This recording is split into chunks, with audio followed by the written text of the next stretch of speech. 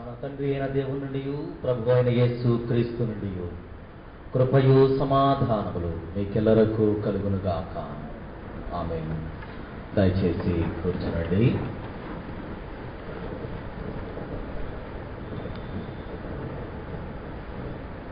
పరిశుద్ధ గ్రంథము నుండి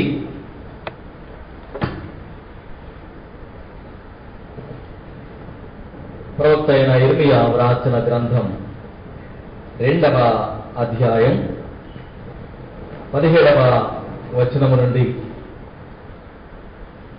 19వ వచనం వరకు మరొకసారి నేను చదువుతున్నాను. దయచేసి గమనించండి. ఇర్మియా గ్రంథము, ప్రవక్త అయిన ఇర్మియా వ్రాసిన గ్రంథం 2వ అధ్యాయం 17వ వచనం నుండి. నీ దేవుడైన యెహోవా నిన్ను మార్గములో నడిపించుచుండగా నీవు ఆయనను విసర్జించుట వలన నీకు నీవే ఈ బాధ కలుగు చేసుకుంటివి కదా. నీవు షీహోరు నీళ్లు త్రాగుటకు ఐగుప్తు మార్గములో నీకేమి పని అన్నది? యూఫ్రటీసు నది నీళ్లు త్రాగుటకు అషూరు మార్గములో నీకేమి పని ఉన్నది? నీ దేవుడైన యెహోవాను విసర్జించుటయు నీకు నా ఎడల భయభక్తులు లేకుండుటయు బాధకును శ్రమకును కారణమగునని నీవు తెలుసుకొని గ్రహించునట్లు నీ చెడుతనము నిన్ను శిక్షించును. నీవు చేసిన ద్రోహము నిన్ను గద్దించునని ప్రభువును సైన్యములకు అధిపతియగు యెహోవా సెలవిచ్చుచున్నాడు. చిన్న ప్రార్థన చేసుకుందాం. మహాపరిషుద్ధుడా, మహోన్నతుడా, జీవం కలిగిన యేసయ్యా, మా పరలోక తండ్రి, మీ అపారమైన ప్రేమకై వందనాలు, స్తుతులు, స్తోత్రము దేవా. మరొక ధన్యకరమైనటువంటి పరిశుద్ధ ఆదివారం 2017వ సంవత్సరం మార్చి నెల మొదటి ఆదివారం పాద సన్నిధిలో నిన్ను స్తుతించే భాగ్యమును, నీ నామమును ఘనపరిచే భాగ్యము, నీ జీవవాక్కులను ధ్యానించడానికి మీరు ఇస్తున్నటువంటి తరుణాన్ని బట్టి నీకు స్తోత్రాలు చెల్లిస్తున్నాం. నాయనా, నీ పరిశుద్ధ గ్రంథములోని సత్యములను కొద్ది నిమిషాలు నెమరు వేసుకోవడానికి ప్రయత్నిస్తుండగా బలహీనుడను, అల్పుడను, అయోగ్యుడైన నన్ను మీ సిలువ నీడలో దాచి కేవలం నీ వాక్కుల చేత మమ్మల్ని బలపరచు. నా నోటి మాటలు, మా అందరి హృదయ ధ్యానములు మీ దృష్టికి అంగీకార యోగ్యములుగా చేయమని యేసయ్య పరిశుద్ధ నామమున వేడుకొని ప్రార్థిస్తున్నాము తండ్రి. ఆమేన్. క్రీస్తునందు ప్రియమైన దేవుని సంఘమా, యేసు క్రీస్తు యొక్క పరిశుద్ధమైన నామమున మీ అందరికీ దేవుడు అనుగ్రహించిన ఈ నూతన ఆదివారం యొక్క శుభాలు తెలియజేస్తున్నాను. దేవుని మహాకృపలో మరొకసారి దేవుడి మీ మధ్య నిలబెట్టినందుకు దేవునికి నేను కృతజ్ఞతలు చెల్లిస్తున్నాను. ప్రస్తుత లోకములో 75% ప్రజలు మంచిని అంగీకరించి అవలంబించేటువంటి స్థితిలో లేరండి. ఒకవేళ మీ మనసులో వెంటనే ప్రశ్న రావచ్చు, ఇది సమంజసమా అని. ఒకసారి ప్రశ్నించుకోవడం మంచిది, మన అనుభవాన్ని తిరిగేసుకోవడం మంచిది. 75% ప్రజానికం మంచిని అంగీకరించి అవలంబించేటువంటి స్థితిలో లేరు. ఒకవేళ ఉన్నట్లయితే స్వతంత్ర భారతదేశం స్వతంత్రం వచ్చిన మొదటి 25 సంవత్సరాల్లో ఆ అరేంజ్మెంట్ల కోసం చూసుకున్న మిగిలినటువంటి 35 సంవత్సరాల్లో గొప్ప అభివృద్ధిని చూడవలసి ఉంటుంది. కానీ ఇంకా అభివృద్ధి చెందుతూనే ఉందని దీనికి పేరు. దానికి కారణం ఏంటంటే మంచిని అంగీకరించి అవలంబించే స్థితిలో లేరు ప్రజలు. దానికి కారణం మంచి వలన వచ్చేటువంటి ఫలితానికి సమయం కావాలి. ఒక విత్తనం నాటితే అది ముందు మొలవాలి, భూమిలో నుంచి బయటికి రావాలి, అది ఎదగాలి, అది ఫలించడానికి సమయం పడుతుంది. చెడు ఎటువంటిదంటే ఆర్టిఫిషియల్ ఫ్లవర్స్ లాంటి, ఆర్టిఫిషియల్ ఫ్రూట్స్ లాంటి, కృత్రిమమైనటువంటి అవి. వాస్తవమైనటువంటి ఫలాలనే కృత్రిమంగా పండించడానికి ఆ మందు కలిపి ఈ మందు కలిపి ఆ ఇంజెక్షన్ చేసి వాస్తవమైనటువంటి న్యాచురల్ ఫ్రూట్ ఫ్లేవర్ని వాటి స్ట్రెంగ్త్ని కూడాను తీసివేసేటువంటిది. కారణం ఏంటంటే తొందరగా లాభం రావాలి. ఈ ఫలము ఎప్పుడో 3 రోజులు పండుతుందంటే ఎట్లాగా సాయంకాలానికి పండాలి. దానికి ఏం చేయాలి? ఏదో మందు కలపాలి. మనుషులు చెడుని తీసుకొని దాని ద్వారా త్వరగా అభివృద్ధి చెందడానికి ప్రయత్నం చేస్తున్నారు. దానివల్ల సమాజానికి అనారోగ్యాలు ఎక్కువైపోయి వాటిని ఆహార పదార్థాలు ఆరోగ్యకరమైన అనుకునేటువంటి వాటి ద్వారానే మనుషులు అనారోగ్యానికి గురయ్యేటట్లుగా చేస్తున్నారు. అందుకు చెడుకు తొందరగా పరిగెత్త, చెడు వల్ల త్వరగా పనులు దొరుకుతాయని మంచి అది గ్రాడ్యువల్గా న్యాచురల్ విధానంలో నడుస్తుంది. అయితే దేవుడు మాత్రం సహజ సిద్ధమైన రీతిలోనే నీ అభివృద్ధి ఉండాలని తలస్తాడండి. అప్పటికప్పుడే గొప్పలు అయిపోవాలని చూడండి. దానిని బట్టి మనం గ్రహించాల్సింది good is always good if it is natural. మంచి అనేటువంటిది నిజమైన మంచి ఎప్పుడంటే అది సహజమైనప్పుడు, లేకపోతే దానివల్ల లాభం లేదు. ఒక పెద్ద కోటీశ్వరుడు ఒక మీటింగ్కి వచ్చి అక్కడ ప్రసంగం చేసినటువంటి ఆయన్ని ఆ సందేశాన్ని బట్టి ఆయన ఎంతో ఇంప్రెస్ అయ్యి, రాష్ట్ర గారండి ఒకసారి మా ఇంటికి రండి అన్నారు. అయ్యా నేను చాలా బిజీలో ఉన్నాను, తర్వాత పలానా టైం పెట్టి నేను వచ్చి మిమ్మల్ని తీసుకెళ్తానండి అన్నాడు. ఆయన అలాగే ఆ సమయానికి వచ్చాడు. ఆయన తీసుకెళ్ళాడు ఇంటికి తీసుకెళ్తే అది పెద్ద ప్యాలెస్. దాన్ని ఏమంటారంటే ఫామ్ హౌస్ లాంటివి, చెట్లు, అన్ని ఏర్పాట్లు ఉన్నాయి. పెద్ద ఇంట్లోనే తీసుకెళ్ళాడు. అన్ని చూస్తున్నాడు, అన్ని చాలా అరేంజ్మెంట్లు అన్ని బాగున్నాయి. ఏంటండి మీ ఇల్లు చాలా బాగుండింది కానీ ఎవరూ కనిపించట్లేదు, ఇంత చక్కని ఇల్లు కట్టారంటే ఆయన అంటున్నాడు, పాస్టర్ గారు you can't hug a tree. I have a house, a farmhouse, crores of rupees, but I am alone. నేను ఒక్కడే, అన్నీ ఉన్నాయి. ఏం చేయనండి ఇవన్నీ? ఏం చేయను, దేనికి పనికిరా. ఉన్నటువంటి చెట్లని పూజించలేము, హత్తుకోలేము. నా వారు అంటూ ఎవరూ లేరు. సహజ సిద్ధమైనటువంటి జీవితం కొరవడినప్పుడు తెలియనటువంటి క్లిష్ట పరిస్థితులు వస్తాయండి. అతని పశ్చాత్తాపానికి గుర్తుంది. ప్రజలు మంచిని వినుటకు ఇష్టపడలేదండి. ఈ రోజుల్లో ఇష్టపడలేదు. ఒకవేళ విన్నా అది అలాగే ఉంటుంది. ప్రస్తుత క్రైస్తవ సంఘం కూడాను మంచిని విని చెడు చేస్తున్నట్లుగా వస్తున్న ఫలితాలు కనిపిస్తున్నాయి. మాస్టర్ గారు ఏం చెడే చెప్పడు, ఏ సందేశం ఇచ్చేందుకైనా చెడే చెప్పడు, వినేది చెడే.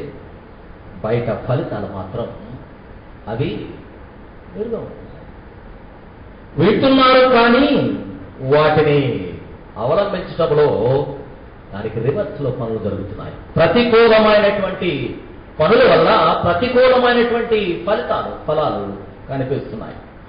వాక్యానికి వ్యతిరేకంగా, సంఘానికి వ్యతిరేకంగా ప్రవర్తించే వారికి కూడా ఈ దినాల్లో కొందరు అండ అలాగైతే ఇలాగైతే ఈనాటి ఏఎల్సీ అయినా క్రైస్తవ సమాజం సామాజిక లేక ఈ స్థానిక సంఘమైన వాక్యానికి, సంఘానికి, సంఘ పద్ధతులకు వ్యతిరేకంగా ప్రవర్తించే వాళ్ళకు కూడా సపోర్ట్ చేసేవాళ్ళు ఉంటున్నారండి. దయచేసి మనవి అలాంటి మానుకోండి. సంఘ విధానానికి, దేవుని వాక్యానికి కట్టుబడిన రీతిగా మనం వెళ్ళడానికి ప్రయత్నం చేయాల్సి ఉంటుంది. దేవాలయ ప్రాంగణంలో ఒక కామన్ విషయాన్ని నేను గుర్తించాను. దేవాలయ ప్రాంగణంలో మీ ప్రవర్తన చాలా జాగ్రత్తగా ఉండాలి, చాలా సిస్టమేటిక్గా ఉండాలి.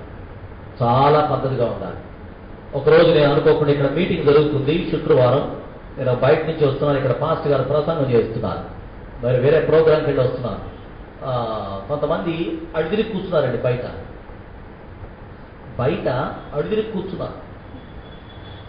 ఒక చెట్టు కింద 3 నిలబడతారు, ఇంకో చెట్టు కింద 4 నిలబడతారు.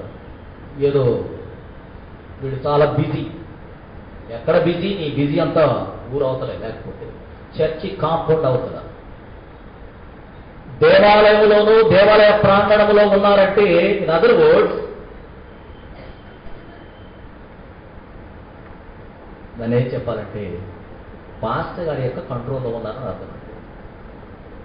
And you should behave rightly before the pastor because he is the incharge of the church and the compound. ఎందుకు గుర్తు చేస్తున్నట్టే నేను ఆ సందర్భంలోనికి వస్తాను. ఇదంతా it's only introduction. Your conduct should be certified by the pastor that it is good to any responsibility in the church. Constitution, సంఘ విధానం, ఇంకొకటి ఎన్నన్నా ఉండేవాడి. If pastor doesn't give you a conduct certificate that you are good, you are not eligible to take any responsibility in the church. ఎందుకంటే సంఘ విధానం అది కట్టుబాట్లు లేకపోతే విచ్చలవిడితనం వస్తుందండి. ఇశ్రాయేలు జనాంగం ఎంత పతనమైందో దానిలోనికి వెళ్ళడానికి ముందు నేను ఇంట్రొడక్షన్ గుర్తు చేయాలనుంచాను. ఈనాటి సమాజానికి ఆనాటి సందర్భాన్ని బట్టి ఈ ఇంట్రొడక్షన్ ఇది ప్రస్తుతం ఉన్నటువంటి సిచ్యువేషన్ సంబంధించింది. And at the same time contextual. ఇర్మియా గ్రంథం యొక్క మాటల సందర్భం కూడా ఏంటంటే, ఇప్పుడు మన ఇర్మియా గ్రంథం 2వ అధ్యాయం 17వ వచనంలో వచ్చినట్లయితే దేవుడైన యెహోవా అంటున్నాడు ఇర్మియా ద్వారా, నీ దేవుడైన యెహోవా నిన్ను మార్గములో నడిపించుతుండగా. దేవుడు తన మార్గములో నిన్ను నడిపిస్తున్నప్పుడు నీవు ఆయనను విసర్జించుట వలన నీవు ఆయన విడిచిపెట్టావు, వదిలేసావంట. నీవు ఆయనను విసర్జించడం వలన నీకు నీవే ఈ బాధ కలుగు చేసుకుంటుంది కదా.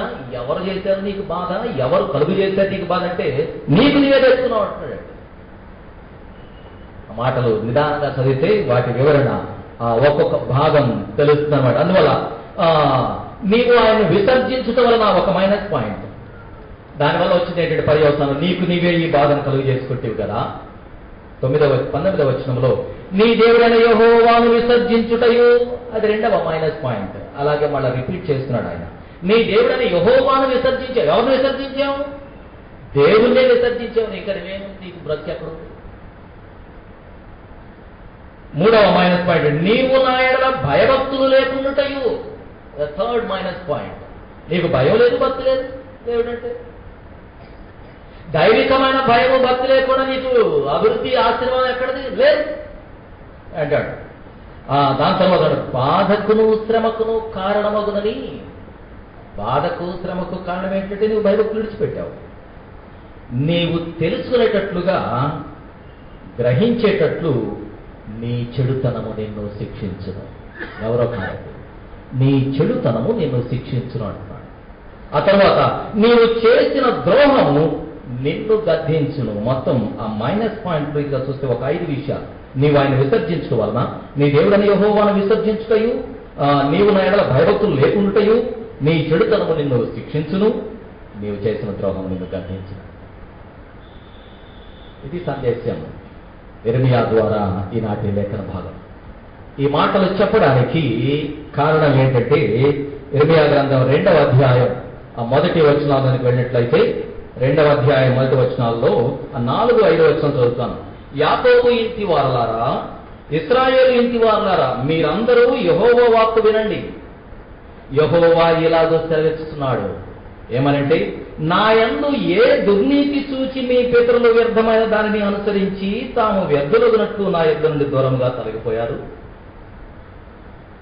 దేవుడు ఒక హార్బుల్ ప్రశ్న వేస్తున్నాడు. ఏంటంటే, మీ పితరులు నా యందు ఏ దుర్నీతి చూశారంటున్నాడు. దేవుడేంటి, దుర్నీతి ఏంటి? ఇశ్రాయేలు జనాంగం, యూదా జనాంగం ఏ స్థితికి వచ్చారంటే దేవునిలో దుర్నీతి ఉన్నట్లుగా తలంచే రీతికి వచ్చారంట. నా యందు ఏ దుర్నీతి చూచి మీ పితరులు వ్యర్థమైన దాన్ని అనుసరించి తాము వ్యర్థులన్నట్లు నా యొద్ద నుండి దూరంగా తొలగిపోయారు. అది కారణం అండి. చాలా బాధాకరమైన విషయం అది. ఆ బాధాకరమైన స్థితిలోకి వెళ్ళిపోయారు. తరువాత ఇర్మీయా గ్రంథం 2వ అధ్యాయం 9వ వచనంకి వద్దాం. 9వ వచనం 2వ విలువైన సందర్భం ఈనాటి లేఖన భాగాలకు. కావున నేనిక మీదట మీతోనూ మీ పిల్లలతోనూ వ్యాజ్యమాడగలను. ఇదే యెహోవాకు. కిత్తీయుల ద్వీపములకు పోయి చూడుడి, కేదారునకు దూతలను పంపి బాగుగా విచారించి తెలుసుకోండి. మీలో జరిగిన ప్రకారము ఎక్కడైనను జరిగినదా? దైవత్వము లేని తమ దేవతలను ఏ జనమైనను ఎప్పుడైనను మార్చుకొనినా? దేవుడు కాని దేవుళ్లను దేవతలను పూజించేవారు వారి దేవతలు మార్చుకోలేదట. కానీ నిజమైన దేవుణ్ణి ఆరాధించేవారు దేవుళ్ళు మార్చుకున్నారట. అది సంగతి. ఓండి ఆ లోయల్లోనికి లేక లంకల్లోనికి వెళ్ళండి, చుట్టుప్రక్కల ప్రాంతాల్లోనికి వెళ్ళండి. వెళ్ళి కిత్తీయుల ద్వీపములకు పోయి చూడండి, కేదారునకు దూతలను పంపి బాగుగా విచారణ చేసి తెలుసుకోండి. మీలో జరిగిన ప్రకారం ఎక్కడైనా జరిగినదా? దైవత్వము లేని తమ దేవతలను ఏ జనమైనను ఎప్పుడైనా మార్చుకొనినా? మరి మీరేం మార్చుకుంటున్నారు? ఎవరిని మార్చుకుంటున్నారు? సజీవుడైన దేవుణ్ణి విడిచిపెట్టి ఐగుప్తు నుండి తెచ్చుకున్నటువంటి విగ్రహాలను, దూడలను మీకు మీరే దేవతలుగా పెట్టుకోండి. మీకు కలిగినటువంటి వస్తువులను, ఆస్తిని, అంతస్తును, స్థితిగతులను విగ్రహాలుగా పెట్టుకొని పూజిస్తున్నారు. కానీ సృష్టికర్తని దేవుడిని విడిచిపెట్టారు కదా. అది రెండవ విషయం. మూడవ విషయం 2వ అధ్యాయం 13వ వచనం చూసినట్లయితే అంటున్నాడు, నా జనులు 2 నేరాలు చేశారు. ఏంటంటే జీవజలముల ఊటనైన నన్ను విడిచి ఉన్నారు. తమ కొరకు తొట్లను అనగా బద్దలై నీళ్లు నిలవని తొట్లను తొలగించుకున్నారు. జనులు 2, ఇశ్రాయేలు జనాంగం, యూదా జనాంగం 2 నేరాలు చేస్తున్నట్టు. ఒకటి, నన్ను జీవజలముల ఊటని నన్ను విడిచిపెట్టడం ఒకటైతే, నీళ్లు నిలవని బద్దలైపోయిన తొట్లను నిర్మించుకోవడం రెండవది. విడిచిపెట్టినటువంటి వారు అయ్యో దేవుని విడిచిపెట్టామని తిరిగి వస్తే బాగుండేది. తిరిగి రావడం మానేసి వాళ్ళు నీళ్లు నిలవని తొట్లను నిర్మించుకున్నారట. అది 2 భయంకరమైన నేరాలు. అందుకొరకు తెలియజేస్తున్నాడు మీకు వచ్చిన కష్టం. ఎందుకంటే ఇవి కారణాలు ఏంటంటే నా యందు దుర్నీతి కనిపించినట్లుగా నన్ను విడిచెళ్ళిపోయారు. అన్య దేవతలను పూజించేవారు కూడా చేయనటువంటి గొప్ప నేరం మీరు చేశారు. మూడవది, నన్ను విడిచిపెట్టి మీరు నీళ్లు నిలవనటువంటి తొట్లను ఏర్పాటు చేసుకున్నారు. అందువల్ల మీరేం చేశారంటే ఈనాటి అది కొంచెం భావయుక్తంగాను చారిత్రకమైనటువంటి సంఘటన 18వ వచనంలో, నీవు షీహోరు నీళ్లు త్రాగుటకు ఐగుప్తు మార్గంలో నీకేమి పని? యూఫ్రటీసు నది నీళ్లు త్రాగుటకు అషూరు మార్గంలో నీకేమి పని? నీళ్ల కోసం మీరు వెళ్ళారా అంటే కాదండి. ఈ ఇశ్రాయేలు ప్రజలట, లేక దేవుని ప్రజలు అన్యులు మరియు తమకు పూర్వము నుండి శత్రువులైనటువంటి ఐగుప్తును, అషూరును ఇష్టపడుతున్నారండి. అక్కడ బాగుంటుంది, ఐగుప్తులో బాగుంటుంది, అషూరులో బాగుంటుంది, ఆ కాలువొడ్డున బాగుంటుంది, నైలు నది ప్రాంతాన బాగుంటుంది, యూఫ్రటీసు నది ఒడ్డున బాగుంటుంది, చక్కగా బ్రతకొచ్చు అనుకుంటున్నారట. ఏం పని నీకు ఐగుప్తు దాకా వెళ్ళడానికి? అషూరు కాలువ దగ్గరికి వెళ్ళడానికి నీకేం పని అంటున్నాడు. మీరు ఆల్రెడీ మనసులోనికి నిర్ణయించుకొని అలాగ స్థితపడుతున్నారు కాబట్టి అన్య జనాంగానికి మిమ్మల్ని బానిసలుగా పంపించేస్తారు. అది ఇర్మియా యొక్క ఫైనల్ కంక్లూషన్. ఇర్మియా గ్రంథంలో చూస్తే మీరు ఆల్రెడీ మానసికంగా, శారీరకంగా రెడీ అయిపోయారు కాబట్టి మిమ్మల్ని అన్య జనాంగానికి, మీరు కోరుకున్నటువంటి ఐగుప్తు దేశానికి, మరలా అషూరు రాజ్యానికి మిమ్మల్ని బానిసలుగా పంపించేస్తాను. క్రీస్తుకు పూర్వం 740వ సంవత్సరం యూదా రాజ్యం మీదకి అషూరు రాజు వచ్చాడు. చారిత్రకమైన సంఘటన. అది 740 సుమారుగా 740-42 బీసీ వచ్చి అది 2వ రాజుల గ్రంథం 16వ అధ్యాయం 7వ వచనంలో కనిపిస్తుందండి. ఆహాజు అప్పుడు రాజుగా ఉన్నాడు. ఆయన అషూరు రాజు రాగానే ఈయనట యెరూషలేములోను దేవాలయంలో ఉన్న వెండి బంగారు వస్తువులన్నింటినీ కట్టగట్టి ఆయన సమర్పించుకుని, అయ్యా నువ్వు ఎలా చెప్తే అలా చేస్తా అన్నాడు. యోధా రాజు అషూరు రాజుకి బానిసగా ఉండడానికి సిద్ధపడినటువంటి సందర్భం 2వ రాజుల గ్రంథం 17వ అధ్యాయం 7వ వచనం నుండి కనిపిస్తుంది. తర్వాత ఇశ్రాయేలు ఉత్తర రాజ్యం మీదికి అషూరు రాజు వచ్చాడు. అది బీసీ 722వ సంవత్సరం. 742 నుంచి 722కి 20 సంవత్సరాలు. యోధా రాజ్యము పట్టబడడానికి రాజు సామంత రాజుగా మారిన ఒక 20 సంవత్సరాలకి ఇశ్రాయేల్ దేశం మీదకి రాజు వచ్చేసాడు. అషూరు రాజు వచ్చి ఆయన మొత్తం కొల్లగొట్టి వాళ్ళందరూ తీసుకెళ్ళిపోయాడు. బలవంతులందరినీ తీసుకెళ్ళిపోయి పనికిరాని వాళ్ళని అషూరు రాజ్యంలో అషూరు దేశంలో పనికిరాని వాళ్ళు తీసుకొచ్చి సమరయ ప్రాంతంలో పెట్టేశాడు ఆయన. ఎందువల్లంటే ఈ ప్రజలు కోరుకుంటున్నారు అషూరు దేశం బాగుంటుంది, యూఫ్రటీస్ నది ఒడ్డున టైగ్రీస్ నది ఒడ్డున బాగుంటుంది అని కోరుకున్నారు. పంపించేస్తారు. ఇర్మియా గ్రంథకర్త క్రీస్తు పూర్వం 629వ సంవత్సరం నుంచి ప్రారంభించాడు. ఆయన ప్రవచనాలు చెప్పి 609వ సంవత్సరాలకు సుమారుగా 20 సంవత్సరాలకి మళ్ళా 20 సంవత్సరాలకు యోధా రాజ్యం యొక్క రాజు యోషియా చాలా మంచి రాజు. ఆయన యుద్ధానికి వెళ్ళాడు. ఫరోనికో ఆయనకు ఎదురొచ్చాడు. వాస్తవంగా ఆయన యుద్ధానికి వెళ్ళినటువంటి వాడు కాదు. అక్కడ అషూరు రాజు వచ్చాడు ఐగుప్తు రాజ్యం మీదకి. అప్పుడు ఈయన కూడా ఆ యుద్ధంలో కలిశాడు. మెగిద్దో అనేటువంటి ప్రాంతంలో ఐగుప్తు రాజు అయినటువంటి ఫరోనికో అనేటువంటి ఆయన చేతిలో చంపబడ్డాడు. మంచి రాజు యోషియా రాజు. రాజుల 2వ గ్రంథం 23వ అధ్యాయం 29వ వచనంలో కనిపిస్తాయి. రెండేమో ఈ ఇర్మియా ఈ ప్రవచనాలు చెప్పడానికి ముందు, ఒకటేమో ఆయన చెప్పిన ఒక 20 సంవత్సరాలకు జరిగింది. మొత్తానికి కలిసి ఇశ్రాయేలు రాజ్యము యోధా రాజ్యము, కొంతమంది ఏమో అషూరు రాజ్యానికి, తర్వాత బబులోను దేశానికి, కొంతమంది ఏమో ఐగుప్తు రాజ్యానికి బానిసలకు వెళ్ళిపోయారు. వీటన్నిటిని బట్టి ఇర్మియా గ్రంథము యొక్క ఈనాటి ప్రవచనాన్ని బట్టి, ప్రవచన మాటలను బట్టి నేరం నిరూపణ తీర్పు శిక్ష అనే అంశం కనిపిస్తుంది. నేరం నిరూపణ అయింది, తీర్పు తీర్చడం జరిగింది, శిక్ష రెడీ అవుతుంది. ఇది పాత నిబంధన పాఠ్యభాగ సారాంశం అయితే, దీనిని బట్టి మన యొక్క జీవన విధానం, క్రైస్తవ విశ్వాస జీవన ప్రయాణం ఎటు వెళుతుంది? ఐగుప్తు వైపు, అషూరు రాజ్యం వైపు, అక్కడైతే బాగుంటుంది లేక ఇలాగైతే బాగుంటుంది? ఏది అది తప్పైనా, అది అక్రమమైనా ఇక్కడైతే బాగుంటుంది అక్కడైతే బాగుంటుంది.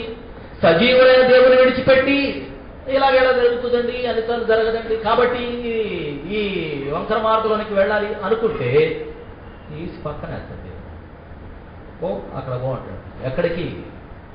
బానిసత్వంలో మగ్గిపోవడానికి. అక్కడికి వెళ్ళిన తర్వాత ఏడుపు. బబులోను నదుల ఒడ్డున కూర్చొని ఆ బబులోనీయులు, ఏది మీ దేశం యొక్క పాట పాడండి అంటే, అన్యుల యొక్క దేశంలో దిగులు పడుతూ ఎలాగో పాటలు పాడగలం అని దుఃఖించినటువంటి సందర్భాలు యూదా జనాంగానికి వచ్చాయి. మనము, మన కుటుంబాలు, మన పిల్లలు, ఆ తర్వాత తరం బాగుండాలంటే తరతరములు ఉండేటువంటి దేవుని ఆజ్ఞలు, కట్టుబాట్లు, సంఘ నియమ నిబంధనలకు లోబడి ఉండవలసి ఉంటుంది.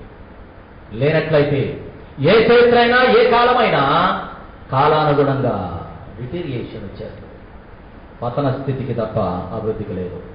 వారందరూ ఈ 20 మాటలు వినలేదు, ప్రజలు పతనమైపోయారు. నేటి టాపిక్ అంశం ఏంటంటే నేర నిరూపణ ఆరోపణగా.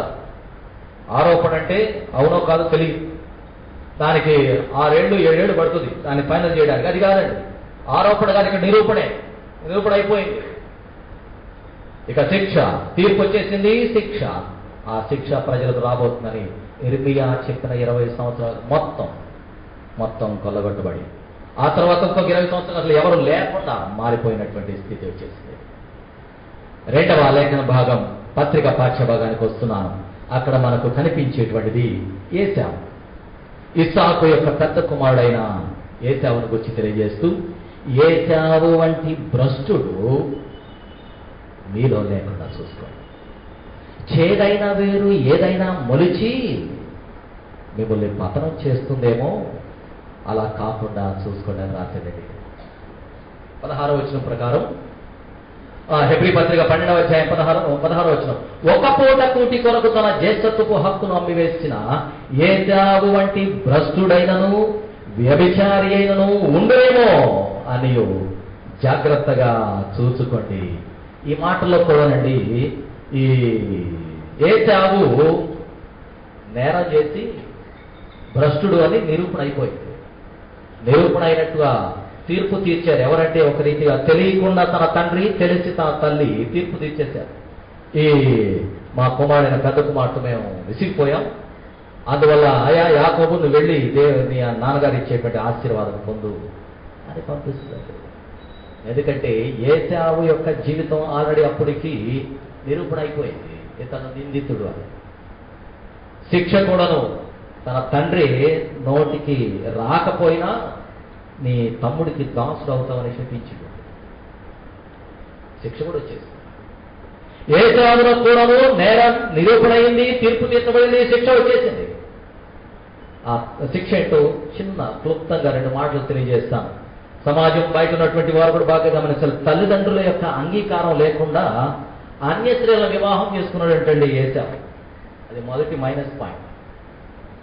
తల్లిదండ్రుల యొక్క అంగీకారం లేకుండా అన్యుల్ని వివాహం చేసుకుంటే ఆ కోడళ్ళు వచ్చిన తర్వాత ఈ రెబెకాని విసుగు పుట్టించారంట. అత్తగారిని సతాయించారు. ఇస్సాకు చాలా నెమ్మదిపరుడు. ఆయన మౌనంగా ఒక ప్రక్కన ఉండేవాడు. ఆయనకి కళ్ళు కనపడే స్థితిలో లేవు.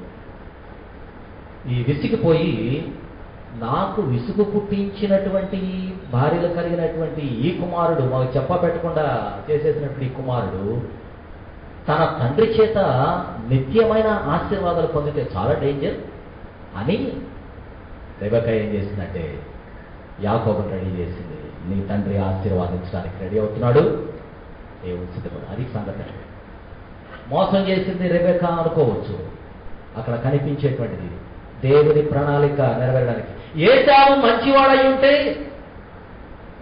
పెద్ద కుమారుడు కాదని యాకోబునకు ఆశీర్వాదం వచ్చేది కాదండి. ఏశావు తన యొక్క తండ్రి చేత ఆశీర్వదించబడడానికి ముందే, ఆశీర్వాదం పొందేటువంటి స్థితి రాకముందే పతనం అయిపోయింది. సమస్యలకు కారణమయ్యాడు. రెండవది, తన యొక్క యోగ్యత ఏంటో గ్రహించలేకపోయాడంటండి. ఇంట్లో పెద్ద కుమారుడు ఆ రోజుల్లో చాలా ప్రత్యేకం. రాజుగారి ఇంట్లో పెద్ద కుమారుడికి రాజ్యం, ఆ రాజ్యం ఉండేటువంటి విధానాలు చరిత్రలో ఉన్నాయి. ఆ రీతిగా ఈ పెద్ద కుమారుడు అనేటువంటి వాడు, ఈ పెద్దరికం నాకెందుకు, ముందు కడుపు నిండితే చాలు అని, ఏదో కొంచెం అయ్యా కొంచెం ఆకలి అవుతుంది, అన్నం పెట్టు తమ్ముడు, తీసేసుకో, ఏం పోయింది నీకెందుకు, నువ్వు తీసేసుకో అన్నాడట. జ్యేష్ఠత్వం ముందు పుట్టడం అనేటువంటి కూడా దేవుని యొక్క ప్రణాళిక అండి. నువ్వు తిరగదిప్పుకోవడానికి ప్రయత్నం చేస్తే నువ్వే పెద్దడు అనుకో అనే దానికి తన జ్యేష్ఠత్వపు హక్కును అమ్మి వేసినటువంటి వాడిని భ్రష్టుడు అని రాశాడు. భ్రష్టుడిగా మారాడట. అది రెండవ పొరపాటు. తర్వాత మారు మనసు పొందడానికి అవకాశం అని దొరకలేదట. అతను విసర్జించబడినటువంటి వాడుగా ఉన్నాడని 17వ వచనం. ఏశావు ఆ తర్వాత ఆశీర్వాదం పొందగోరి తన తండ్రి దగ్గరికి వచ్చి కన్నీళ్లు విడుచు ఏడ్చినప్పుడు, అయ్యో నా కుమారుడా, నువ్వు వచ్చావా, ముందు వచ్చినటువంటి వాడు తీసుకెళ్ళిపోయాడు, ఇక నా దగ్గర ఏం మిగలలేదు, నీ సహోదరికి నువ్వు దాసుడు అవుతావు అని మాత్రమే మిగిలింది. మారు మనస్సు పొందన అవకాశము దొరకక విసర్జించబడినని మీరు ఎరుగుదురు కదా. ఈ మాటల్లో కూడానండి, ఈ మాటల్లో కూడా నేరం నిరూపణ, తీర్పు, శిక్ష వచ్చేసింది. అలాంటప్పుడు ఈ హెబ్రీ రచయిత ఆ మాటలు తెలియజేయడానికి ముందు అలాగ ఉండకూడదని చెప్పడానికి 14వ వచనం, ఇప్పుడు అందరితో సమాధానమును పరిశుద్ధతయు కలిగి ఉండడానికి ప్రయత్నం చేయండి.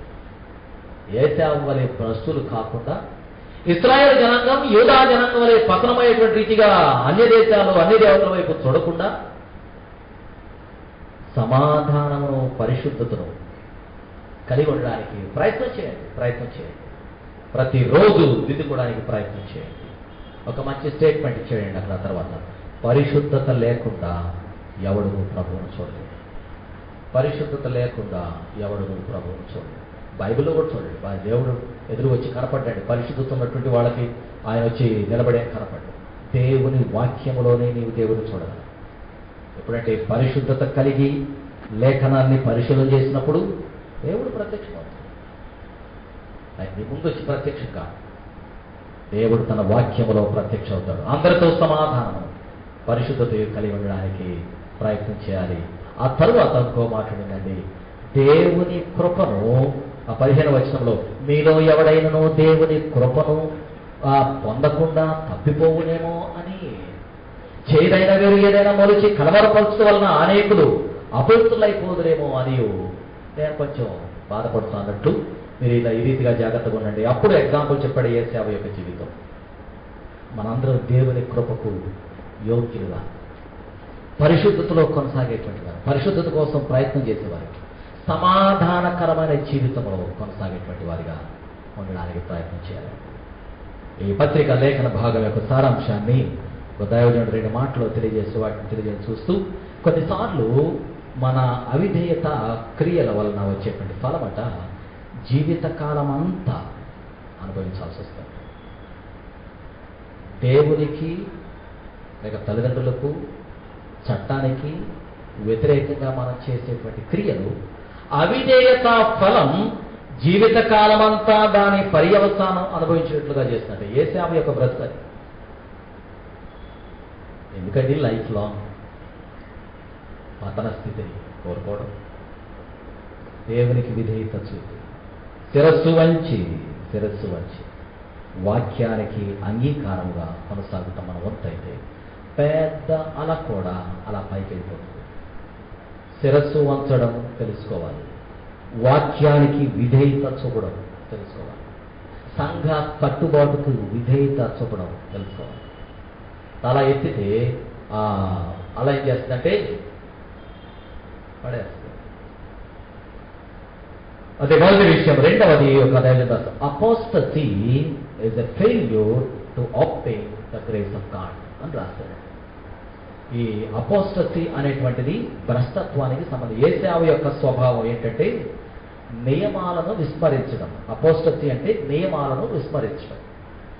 నియమాలను విస్మరిస్తే దాని పర్యవసానం ఏంటంటే దేవుని కృపను కోల్పోవడం. ఫెయిల్యూర్ టు ఆబ్టైన్, దేవుని యొక్క కృపను పొందేటువంటి స్థితిని కోల్పోవడం. నియమ నిబంధనలో కొనసాగుట ద్వారా వెనకాల వచ్చే ప్రతి ఆశీర్వాదం రానున్న తరాలకు కూడా పంచడానికి వీలు కలిగేస్తుంది. యేశావుకు తీర్పు తీర్చబడింది, నిరూపణ అయింది, శిక్ష చేసింది. అది 2వ లేఖన భాగ సారాంశం. నేను 3వ లేఖన భాగం దగ్గరికి వస్తున్నాను. మత్తయి సువార్త 11వ అధ్యాయం 20 నుండి 24 వచనాల్లో తెలియజేసిన మాటల్లో క్లుప్తమైన సారాంశం ఏంటంటే, ఓ కొరాజీనా, ఓ బెత్సయిదా, కపెర్నహూమా అనే 3 మాటలు ప్రత్యేకమైనవి. దానికి ఒక టైటిల్ ఇవ్వబడింది ఏంటంటే ది అన్రిపెంటెడ్ సిటీస్ ఆఫ్ గ్యాలిలీ. గలిలయ ప్రాంతంలో పశ్చాత్తాపము లేనటువంటి పట్టణాలటివి. పశ్చాత్తాపం లేని పట్టణాలకు అంతవరకే అంటే చూస్తే అక్కడ చాలా విలువైన మాట వ్రాయబడిందండి. దానికి ముందు మత్తయి సువార్త దయచేసి గమనిద్దాం. మత్తయి సువార్త 11వ అధ్యాయం 20వ వచనములో, పిమ్మట ఏ ఏ పట్టణములలో ఆయన విస్తారమైన అద్భుతములు చేసెనో ఆ పట్టణముల వారు మారు మనస్సు పొందకపోవట వలన ఆయన వారి ఇంటికి గద్యంపసాగారు. తెలియని వారి విషయం అయితే పట్టింపు కాదు, కానీ తెలిసినటువంటి వారిని యేసుక్రీస్తు వారు ఎక్కడైతే విస్తారమైన అద్భుతాలు చేశాడో ఆ పట్టణాల్లో ఉన్న ప్రజలు మారు మనస్సు పొందకపోవడం చూసి అయ్యో బెత్సయిదా, అయ్యో కొరాజీనా. తర్వాత కపెర్నహూముకు అయ్యో అని లేదు కానండి, కపెర్నహూమా అనే మాటలోనే యాడ్ అయిపోయినట్లు అయ్యో అయ్యో అంటే ఉగ్రత రాబోతుంది అని. ఉగ్రత రాబోతుంది అని చెప్పాడంటే తప్పకుండా దేవుడు నేరం నిరూపణ చేసేసాడు, తీర్పు తీర్చేశాడు, శిక్షను ప్రొనౌన్స్ చేస్తున్నాడు. జడ్జి గారు శిక్ష ఏంటో ఫైనల్ చేసేసాడండి. ఏమన్నాడు అక్కడ 21 చూద్దాం. అయ్యో కొరాజీనా, అయ్యో బేత్సయిదా, మీ మధ్య చేయబడిన అద్భుతములు తూరు సీదోను పట్టణములో చేయబడినా ఆ పట్టణములు వారు పూర్వమే గోరెపట్ట కట్టుకుని బూడిద వేసుకుని మారు మనసు పొందియుందురు. విమర్శ దినమందు మీ గతి కంటే తూరు సీదోనుల పట్టణముల వారి గతి ఓర్వదగినదై ఉండునని మీతో చెప్పుచున్నాను. అది శిక్ష. ఈ 3 పట్టణాలకి వ్యతిరేకమైన 3 పట్టణాలు చెప్పాడు మళ్ళీ అక్కడ. అవేంటంటే తూరు, సీదోను, సొదొమ. తూరు, సీదోను, సొదొమ అనేటువంటి ప్రాంతాలు అన్య దేశం, అన్య ప్రజల ప్రాంతాలు. వారికి దేవుడు తెలియదు, వారి విగ్రహారాధన. ఆ ప్రజలైనా కొంత మేలు పొందుతారు, కానీ తీర్పులో కొంత ఏమంటారంటే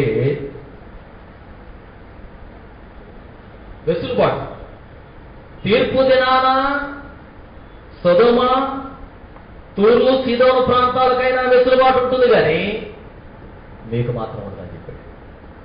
ఎందుకంటే మీ మధ్య చాలా అద్భుతాలు చేశారు, మీ మధ్య సంచరించారు, మీరేదో గొప్ప కార్యాలు చూశారు, మీకు చాలా విషయం తెలుసు, కానీ మీరు వినలేదు. మనం తెలిసిన వాళ్ళమా తెలియని వాళ్ళమంటే, మనం తెలిసిన వాళ్ళమా తెలియని వాళ్ళు, మనం అన్ని జనాంగమా, ప్రస్తుతం దేవాలయంలో కూర్చున్న వాళ్ళు అన్ని జనాంగమా? దేవుని విధానాలు తెలియదా? మంచి చెడు తెలియదా? ఏది మాట్లాడాలో తెలియదా? ఏది మాట్లాడకూడదు తెలియదా? ఎలా ఆలోచించాలో తెలియదా? ఏది చేయాలో ఏది చేయకూడదు తెలియదా? తెలుసు. తెలిసినట్టు వారం అయితే మనందరం కొరాజీనా, బేత్సయిదా, కపెర్నహూము ప్రాంతానికి వస్తాం, ప్రాంతంలో ఉన్నట్టు వారు వస్తాం. మనమందరం తప్పులు చేసామని కాదు, మాట వారికి ఇవ్వబడిన హెచ్చరిక ద్వారా అక్కడ ఫైనల్ అయిపోతే మన ఫైనల్ స్టేజ్ వచ్చినప్పుడు అలాగూ వ్యతిరేకమైన తీర్పును పొందే రీతిగా మన జీవితాలు ఉండకూడదండి. తూరు, సీదోను, సొదొమ పట్టణాలకు దేవుడు అవకాశం కల్పిస్తాడు. వారికి సువార్త ప్రకటించబడలేదు, వారు తప్పు చేశారు, తెలియక చేసిన తప్పు కాబట్టి మిమ్మల్ని క్షమిస్తానని ఒకవేళ వారిని గుర్తు చెప్తాడట. మీ మధ్య చాలా అద్భుతాలు చేశాను, మీరు ఉండలేదు కాబట్టి మీ స్థితి కంటే వారి స్థితి ఓరదైనదని చెప్పాడు. మీరు చాలా క్లిష్టపరుస్తున్నారు.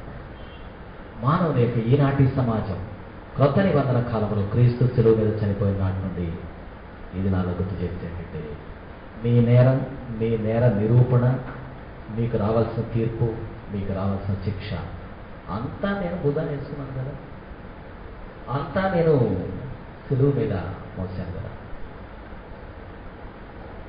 మీ శిక్షా ఫలమంతా నేను మోసాను, నేను భరించాను. మీరు మీ మీద నేరము లేకుండా చేశారు. నేరము లేకుండా చేసిన విషయాన్ని గమనించిన వారై పరిశుద్ధమైన జీవనయాత్రలో సమాధానమును, పరిశుద్ధతను కలిగి ఉంటేనే, లేకపోతే నా యజ్ఞాన్ని మీరు, నా శిలువ యజ్ఞమును, నా రక్త ప్రవాహాన్ని, నా యాగాన్ని మీరు నష్టం చేసుకోవాలి. తద్వారా వచ్చేటువంటి శిక్ష చాలా భయంకరమైనది. కల్వరి శిలువలో యేసుస్వామి మనందరి యొక్క శిక్షను భరించాడు. మనందరి నేరాన్ని, అపరాధిగా నిలబడ్డాడు. పిలాతు కాదు, ఏమీ దోషము చేయకుండానే నలుగుగొట్టబడ్డాడు. మనందరి విమోచన కోసం ఆయన పొందిన దెబ్బల చేత మనకు స్వస్థత. ఆశ్రయించిన వారందరినీ రక్షించుటకు అపరాధిగా చేయబడి తీర్పు నుండి శిక్షను, శాపాన్ని క్రీస్తు అనుభవించి తన రక్తం ద్వారా మనల్ని విమోచించాడు. ఆ గొప్ప విషయాన్ని గ్రహించిన వారమయ్యా, క్రీస్తు శరీరంలో, రక్తంలో పాలు పొంది వచ్చేటువంటి మనం, ఈ మండల కాలంలో ధ్యానాల్లో ఉన్నటువంటి మనం దేవుని సన్నిధిలో పశ్చాత్తాప హృదయాలతో నేర నిరూపణ అయ్యే స్థితికి, తీర్పు తీర్చబడే స్థితికి, నిందితులుగా శిక్ష అనుభవించే స్థితికి కాకుండా ఆయన రాజ్యాన్ని మన కోసం సిద్ధపరిచాడు. కాబట్టి నిత్య రాజ్యంలో స్వతం తెలుసుకోవడానికి ప్రయత్నం చేద్దాం. పరిశుద్ధాత్మదేవుడు అట్టి కృపా సహాయం మనందరికీ దయచేసి నడిపించును కాక. ఆమె సమస్త జ్ఞానానికి మించిన దేవుని సమాధానం యేసుక్రీస్తు వలన మీ హృదయములకు తలంపులను కావలి నడిపించును గాక. ఆమేన్.